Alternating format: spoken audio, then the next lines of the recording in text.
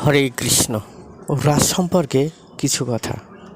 শ্রীকৃষ্ণের বংশীধ্বনিতে গোপিনীবৃন্দ আপন আপন সাংসারিক কাজকর্ম ত্যাগ করে বৃন্দাবনে উপস্থিত হন। শ্রীকৃষ্ণের চরণে নিজেদের সমর্পণ করেন। শ্রীকৃষ্ণ গোপিনীদের বলেন তাদের স্বগৃহে ফিরে যাওয়া উচিত, কিন্তু গোপিনীরা শ্রীকৃষ্ণের কথা সেদিন শোনেনি।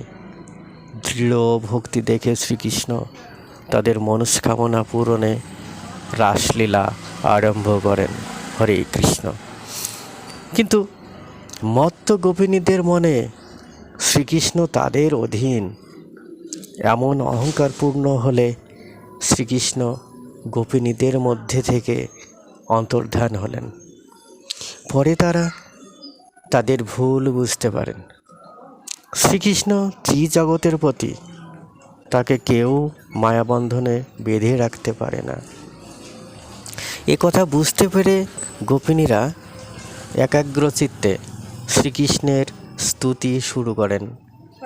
ভক্তের ভক্তিতে সন্তুষ্ট হয়ে জগৎপতি গোপিনীদের অন্তর পরিশুদ্ধ করেন এবং যতজন গোপিনী আছে ততজন কৃষ্ণ হয়ে গোপিনীদের অভিলাষ পূরণ করেন।